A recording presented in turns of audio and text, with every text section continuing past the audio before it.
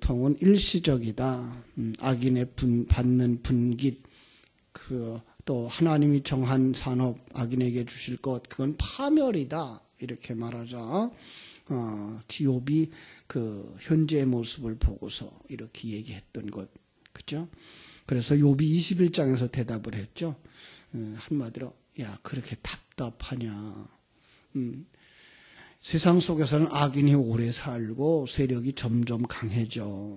그죠? 그러니까 친구들은 악인은 반드시 죄값으로 파멸할 거다라고 얘기를 하는데 거기에 대한 반박으로서 이제 이렇게 얘기를 하는 거죠.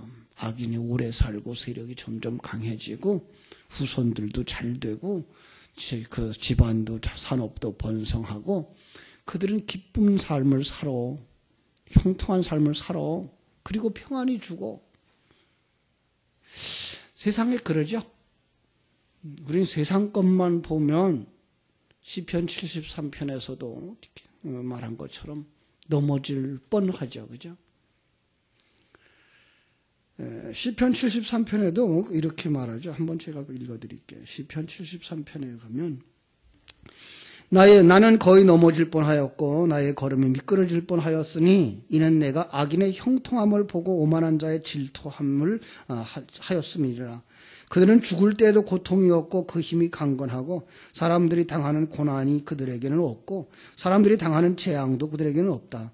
쭉 얘기를 해요. 그래서 이제 마지막 17절에 가서 하나님의 성소에 들어갈 때야 그들의 종말을 내가 깨달았다. 이렇게 말하죠. 그러니까 영의 눈이 열려져서 이 세상 것이 전부가 아니고 하나님은 이 세상 것을 통해서 내세 것을 준비하게 하시는구나. 옛사람을 벗어버리고 하나님의 사람으로 만드시기 위해서 하나님의 백성들로 하여금 이 고난의 길을 건너가게 하시는구나. 이걸 보지 못하면 세상 것만 보면 지금 욥과 욥의 세 친구가 늘 하는 말처럼 변론만 하는 거예요. 보이는 것만 가지고 변론하는 거예요. 세상의 관점만 가지고 변론하는 거예요. 이론만 가지고 변론하는 거예요. 이론은 뭐라 그래요? 악인은 당연히 보응을 받죠. 망하죠. 착한 사람은요 반드시 보답을 받죠. 그런데 이 세상 속에서는 착하게 사는 사람들의 마지막은 결국은 어려움으로 끝날 수도 있다고요. 그런가 하면 악한 자들이 마지막까지 잘 살아요. 이럴 수도 있다고요. 그것 때문에 우리가 시험 들 수 있어요. 그래서 이제 그렇게 말하자 이제 22장 오늘 우리가 읽은 부분에 엘리바스가 이제 세 번째로 등장을 해서 변론을 하는 거예요. 한마디로 이제 또다시 욥의 죄를 책망하는데 욥의 어떤 죄를 책망해요? 보이는 죄. 그러니까 성경은 계속해서 우리가 하나님 떠난 죄인 그러기 때문에 자기 중심이고 자기가 자기 행복을 추구하려고 하고 그래서 세상 속에는 갈등과 전쟁이 있다라고 하는 얘기를 계속 해주는데 불구하고 사람들은 그 죄, 하나님 떠난 죄를 보지 못하고 이 세상 속에서만 바르게 사는 사람, 악하게 사는 사람, 죄와 그 의 이렇게 이 세상 보이는 것 가지고 판단하는 거죠. 엘리바스는 하나님께서 욥의 고난을 그죠? 욥의 커다란 죄 때문에 그렇게 하신 거다라고 단정을 짓는 거예요. 어떤 죄죠?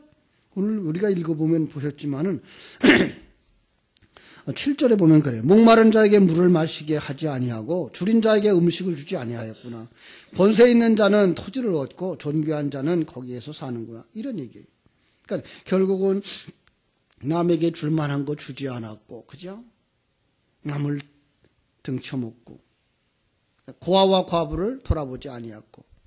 근데 이건 사실 이 엘리바스는 욥의 형편도 제대로 보지 못한 사람이죠. 욥은 어떻게 살았어요?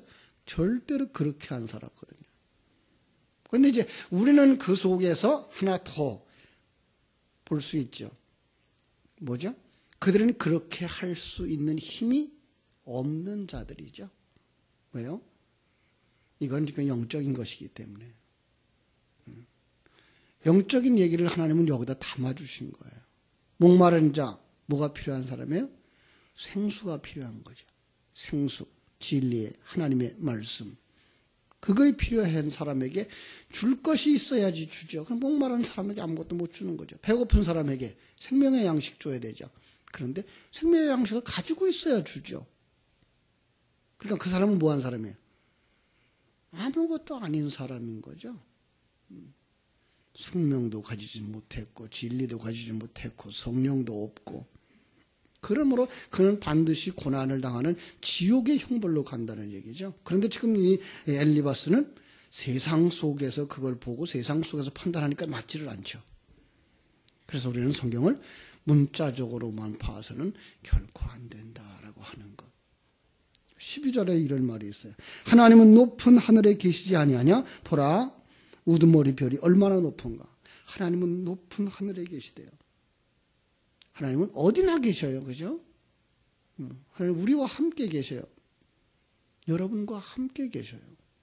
지금도 함께 계시고, 예, 가정에 있을 때에도, 일터에 있을 때에도, 여러분이 길을 걸어가고 있을 그때에도 여러분과 함께 계셔요. 여러분의 환경을 지키시고 보호하시고 하나님의 사람으로 여러분을 만들어가고 계시는 그 하나님, 그죠? 시간과 공간적 관점이 아닌 영적인 관점 속에서 우리가 볼 수 있어야 되는 거죠. 욥을 이제 욥에게 대해서 이제 그러자 그는 21절부터 이제 권고를 합니다. 뭐라고 말하죠? 너는 하나님과 화목하고 평안하라. 그래야면 복이 네게 임하리라. 말은 좋아요, 그죠? 말은 좋아요. 우리 지금까지 그렇게 얘기하면서 살아왔어요. 그런데 어떻게 하는 것이 화목한 것이며 어떻게 하는 것이 평안한 것이며 그러면 어떤 복을 받는 것인지를 모르는 거죠. 왜죠? 이 시간과 공간 세계 속에 있는 것만 보고 있기 때문에. 그래서 이 세상에 살고 있는 것 속에서 복을 찾는 것이고 이 세상 속에서 하나님과 어떻게 하면 화목하는 것인가를 생각하는 거예요.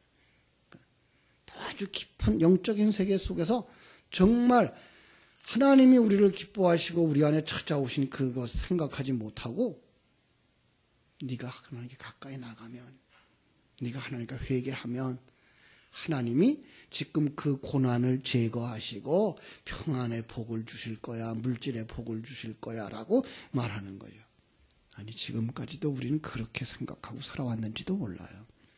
그러나 우리는 그것은 자기 그릇만큼 산다라고 하는 것. 그래서 불신자들도 편안하게 살고 건강하게 살고, 예. 신자들도 건강한 사람 있고 때로는 병든 사람도 있고 고난을 당하는 사람도 있어요. 그건 그 사람의 그 하나님이 정하신 그 사람의 그 능력, 은사 속에 거하는 거예요. 그건 일반 은총 속에 있는 거예요. 그건 신자나 불신자나 다 같이 하나님 주신 만큼 누리는 거 아시면 되고요.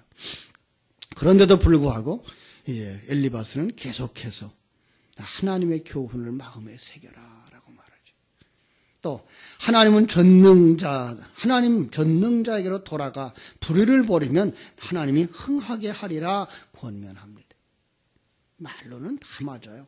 네. 세상의 금은 보화를 버리면 하나님이 금은 보화가 되실 거다.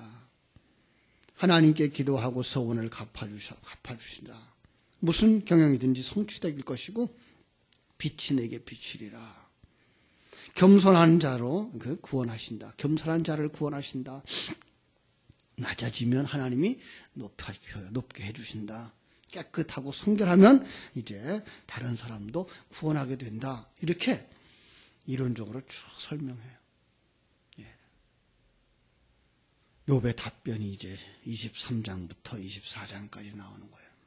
욥은 23장에서 뭐라 그러죠? 1절, 2절.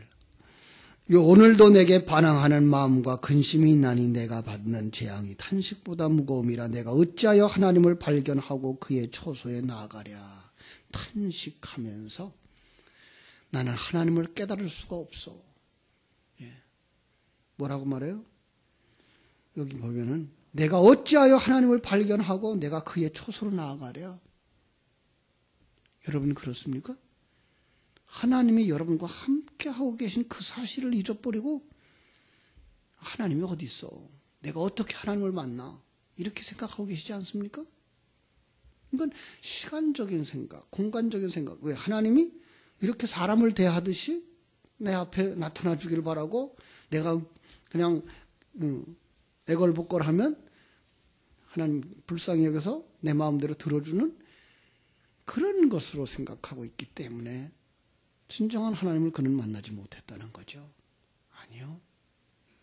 하나님은 진리 가운데서 찾아오셔서 하나님이 하나님의 백성들과 함께 하시는 것, 여러분들이 그걸 볼 수 있게 되기를 주님의 이름으로 축원합니다. 그는 뭐라 그래요? 나는 하나님을 깨달을 수도 없어. 8절로 9절. 하나님을 만날 수도 없어. 13절로 14절. 나는 하나님의 뜻을 돌이킬 수가 없어. 그래서 그는 마지막에 어때요? 두렵고 낭망스러운 거예요. 보이는 것만 가지면 우리는 이렇게 두려울 수가 있어요. 그러나 우리는 늘 묵상하는 말씀, 하나님이 우리와 함께 한다는 그 전능하신 하나님, 우주와 만물을 창조하신 그 하나님이 우리와 함께 하시며 지키시고 보호하시고 인도하시고 우리를 새로운 하나님의 사람으로, 옛사람을 벗겨버리고 새로운 하나님의 사람으로 만들고 계시다는 이 믿음, 여러분 결코 잊지 마시기를 주님의 이름으로 축원합니다. 그러지 않으면 여러분 실망한다고요.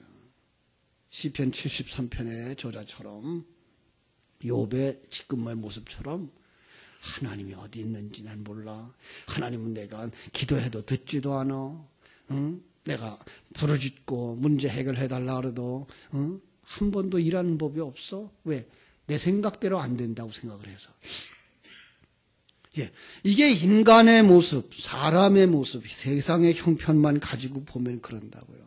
그런데 하나님은 절대로 그렇게 작은 하나님이 아니고 지금도 주무시거나 일하지 않고 가만히 계시는 분이 아니라 지금도 일하고 계시며, 예, 불꽃 같은 눈동자로 자기 백성들을 지키시고 보호하시고 함께 하셔서 여러분 생애 속에 지금 하나님의 사람으로 만들어가고 있다는 이 확실한 믿음이 여러분 속에 있기를 바랍니다. 24장에서 그는 계속해서 말해요. 24장에서 여전히 그는 말해요. 하나님을 믿을 수가 없어. 아니, 하나님은 공의의 하나님 아니야? 우리 알죠. 공의의 하나님이라고 맞아요. 그런데 근데 그는 지금 그 공의가 어디에서 일어나기를 원하는 거예요? 이 시간과 공간 세계 속에서만. 아니요. 하나님의 공의는 영원한 세계 속에까지예요. 영원한 세계 속에까지. 율법에 의하면 악인들은 심판을 받아야 되는데 악인들이 번영하는 거예요. 악인은 반드시 징벌을 받는다고 주장하는 그 친구들을 지금 반박하면서 뭐라고 말해요? 자, 봐라. 악인들이 지금 어떻게 살아가는가. 그래서 악인들이 그 악을 행하는 자들의 모습을 쭉 열거하여 1절부터 4절까지. 그들은 땅의 경계를 마음대로 옮긴대. 이것까지 내 땅이야 라고.